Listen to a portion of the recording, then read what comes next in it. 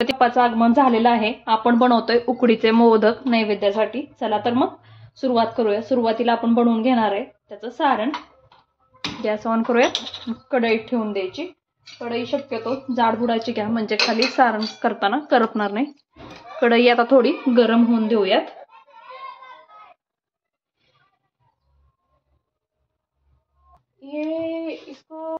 आता कढई गरम झाली. सुरुवातीला 2 चमचे तूप घालून घेऊयात.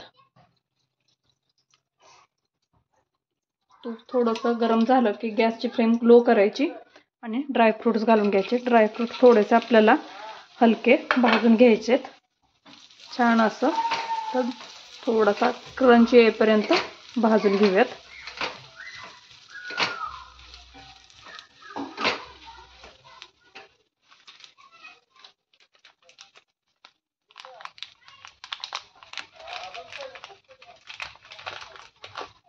ड्रायफ्रूट सोबतच भाजून घेऊया थोडीशी खसखस. खसखसची टेस्ट छान येते. आता काढून घेऊयात आपण हे.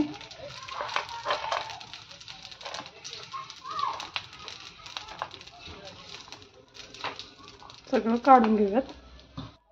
आता त्याच कढईमध्ये थोडंसं परत 1 चमचा तूप ॲड करणार आहोत आणि थोडंसं हे खवलेलं खोबरं आहे ते थोडंसं हलकंसं भाजून घेणार आहोत.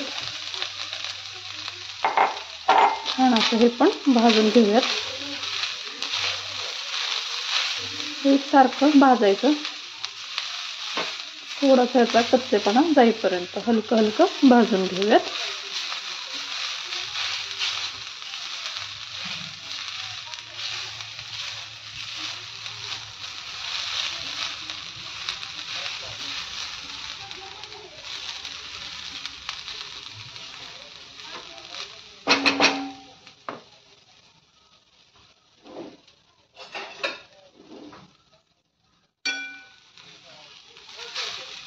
एकसारखं हलवत राहायचं, नाहीतर हे करपतं. थोडंसं तूप ॲड करूयात.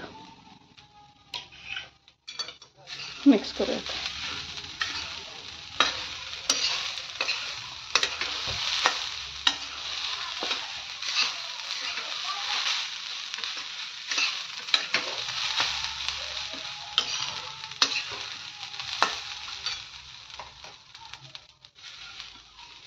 थोडंसं असं भाजलं की आता आपण ह्या स्टेजला काढून घेऊयात. खोबरं जास्त वेळ भाजायचं नाही, नंतर आपण गुळासोबत पण त्याला भाजणार आहोत. सो आता काढून घेऊयात.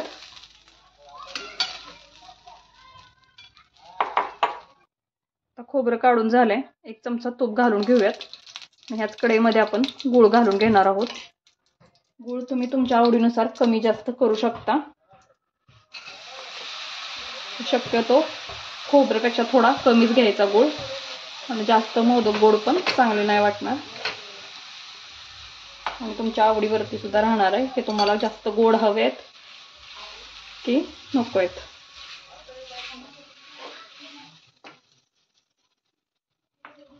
एकसारखा गूळ आता वितळून घेऊयात.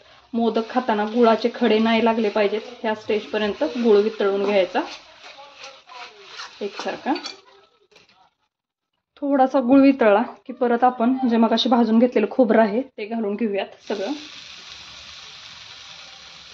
आता हे व्यवस्थित एकसारखं सारण परतून घ्यायचं, एकसारखं होईपर्यंत. छान असं मिक्स करूयात.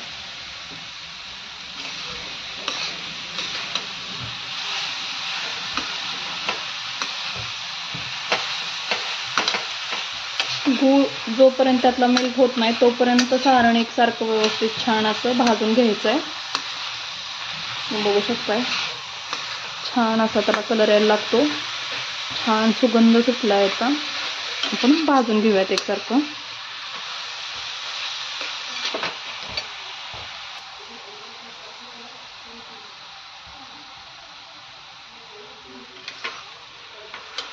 छान अशी वेलची पावडर आणि भाजून घेतलेले ड्रायफ्रुट्स हे छान असे मिक्स झाले त्याच्यात. सारण ही आपलं तयार झाले. बघू शकता छान असा कलर आलाय. गूळ ही सगळ्या ह्यातला विरघळला गेलाय. आता काय करूयात, त्याची उकड काढून घेऊयात. सारण आपलं तयार झाले. ह्या स्टेजला गॅस बंद करायचा आणि सारण थंड होऊन द्यायचं. बघू शकताय सारणाचा कलर किती सुंदर आलाय. आता आपण गॅस बंद करूयात आणि तांदळाची उकड काढून घेऊयात. आता तांदळाची उकड काढून घेणार आहे. त्याच्यासाठी काय केलंय तर पाणी गरम करायला ठेवलंय. मोस्टली सगळे पीठ त्याच्यात हे करतात, पण नंतर मी पाणी गरम करून पीठ मळून घेणार आहे. आपण ह्या वाटीने 2 वाटी तांदळाचं पीठ घेणार आहे, तर 4 वाटी मी तर पाणी गरम करायला ठेवलंय. तांदळाचं दुप्पट पाणी घेतलंय पिठाच्या.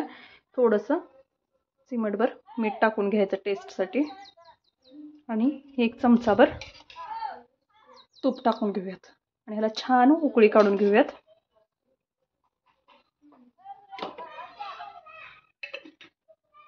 इथं 2 वाट्या पीठ घेतलंय मी, ते आता चाळून घेऊयात आपण.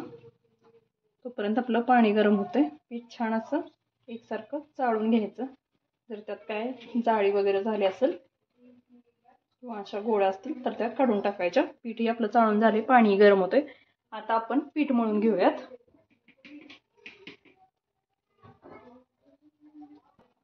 पाण्यालाही उकळी आली. आता आपण पीठ मळून घेऊयात. छान असं पाणी गरम झालंय. परत आपण ह्या पिठाला एकदा स्टीम देणार आहोत. सो आता ह्या पाण्याने आपण पीठ मळून घेऊयात. आता पिठामध्ये थोडं थोडं पाणी घालून हे मिक्स करून घ्यायचं. पीठ थोडंसं सुरुवातीला हाताला चटका लागू शकतो, यासाठी चमच्याच्या साहाय्याने आपण पीठ मिक्स करून घेऊयात. एकसारखं पीठ मळलं गेलं पाहिजे, तर मोदक चांगले होतील. हे पीठ आता असं एकसारखं मळून घेऊयात आपण. हाताला जास्त चटका लागत असेल तर असा पेला किंवा ग्लास घ्यायचा किंवा पावभाजीचा मॅशर घेऊ शकता. एकसारखं असं पीठ यानेच असं मळून घ्यायचं, म्हणजे हाताला चटका बसत नाही आणि पीठही एकसारखं मळलं जातं.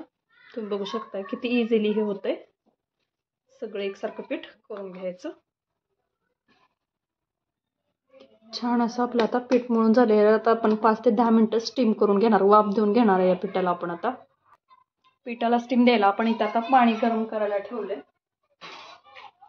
पाणी थोडंसं गरम होऊन द्यायचं. 5 ते 10 मिनिटं. हलकंसं गरम झालं की आपण पीठ वाफवून घेऊयात. पाणी आता हलकं गरम झालंय. आता त्याच्यावरती ही स्टीमरची जाळी ठेवून द्यायची आणि त्याच्यावरती हे पीठ आपण 5 ते 10 मिनिटं असं वाफवून घेणार आहे. या जाळीला थोडंसं मी तूप लावून घेतलंय, जेणेकरून पीठ खाली चिटकू नये. आता एक झाकण ठेवून याला 10 मिनिटं वाफवून घेऊयात. नाचणी का पाणी बहुत जल्दी. आता 10 मिनिटं झालेत. आपण झाकण काढून बघूयात. छान अशी याला वाफ बसले. आता गॅस बंद करूया आणि पीठ पुन्हा एकदा चांगलं असं मळून घेऊयात. सॉफ्ट असं पीठ झाले. आता काढून घेऊया आणि मळूयात चांगलं. सेम पद्धतीनं आम्ही नाचणीची उकड काढून घेतली. हे नाचणीचे मोदक करणार आहे. हे पीठ ही तसं स्टीम करून घेतलं. आता हे छान असं मळून घेऊया. तांदळाच्या पिठासारखंच गरम असतानाच मळून घ्यायचं. आपण हे मोदक साच्यामध्ये तयार करून घेतोय. त्याच्या आतमध्ये साच्याला थोडंसं तूप लावून घेतले आणि हे पीठ असं पसरवून घ्यायचं. ह्याच्यामध्ये थोडंसं सारण घालून घ्यायचं. थोडं थोडं करून ह्यात सारण घालायचं आणि ह्याला वरून व्यवस्थित असं पॅक करून घेऊयात. छान असं पॅक करून घ्यायचं. थोडासा पाण्याचा हात लावून एकसारखं करून घ्यायचं. छान पॅक झालं की मोदक काढून घ्यायचा.